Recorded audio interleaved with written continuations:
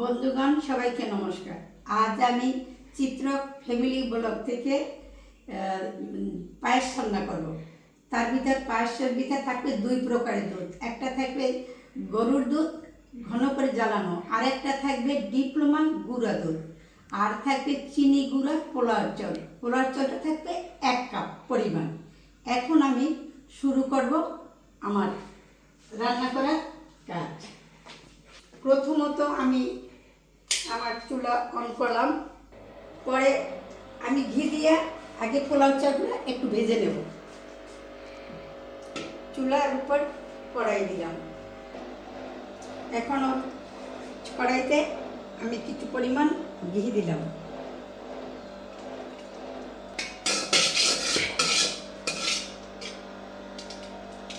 এখন কড়াই ঘিটা আমার গরম হয়ে গেছে। এখন আমি কিছুটা আমার কড়াইতে ঢেলে দিলাম। আস্তে আস্তে করে ঢেলে ঢেলে একটু চালটা একটু ভেজে নেব।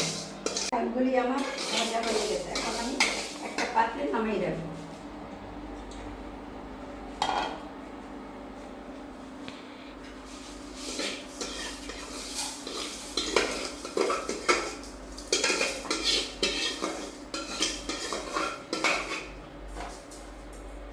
এখন আবার কড়াইটা চুলার উপর দিই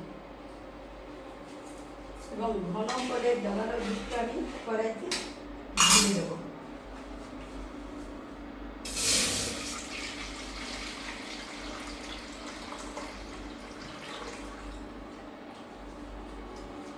এখন দুধটা আস্তে আস্তে জাল হতে শুরু করবে।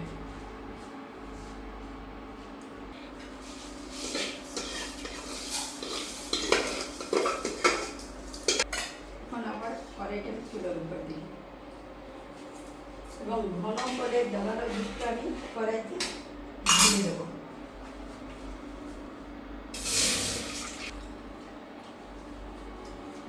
এখন দুধটা আস্তে আস্তে জাল হতে শুরু করবে। এখন আমি একটা কাপে 1 কাপ পরিমাণ ডিপ্লোমা গুঁড়া দুধ ঢেলে নেব।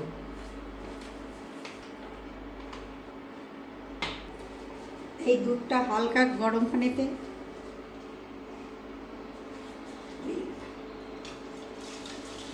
দুধটা ভালো করে জাল হয়ে গেছে। এখন আমি চালগুলো ঢেলে দেব।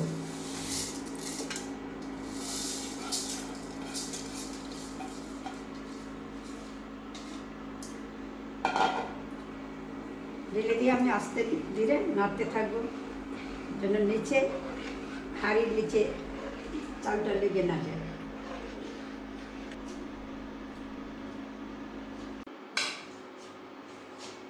হ্যাঁ, দেখেন চালটা খুব একবার গলা গলা হয়ে গেছে। এখন আমি দেব পরিমাণ মতো লবণ এবং চিনি।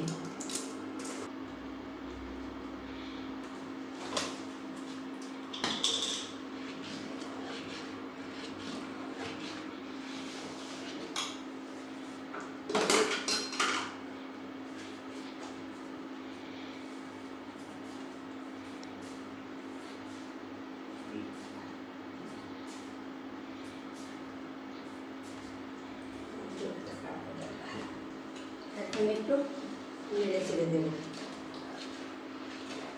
এখন দিয়ে দেব কিছু কিশমিশ।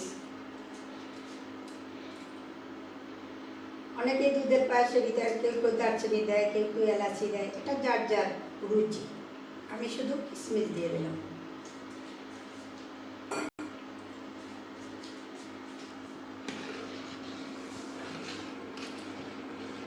এখন আস্তে আস্তে কিছু সময় জাল। হ্যাঁ, আমার দুধের পায়াস, যাকে বলে পায়াস গ্রাম্য ভাষায়, আমার রান্না এখন শেষ এবং নামিয়ে ফেলব।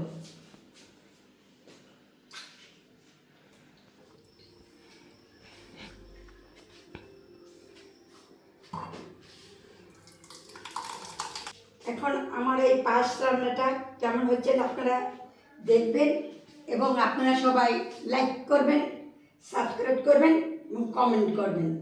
যদি রান্নাটা ভালো হয়ে থাকে আপনারা সবাই আমার মতো এইভাবে আবার রান্না করবেন। বিশ্বাস আমার এই পায়েসটা রান্না খুব ভালো হয়েছে, যে দেখলে মনে হয়। দেখেন উপরে একেবারে দুধের একটা স্বাদ পড়ে গেছে, খুব সুন্দর। আবার সবাইকে নমস্কার, এখানে আমি শেষ করছি।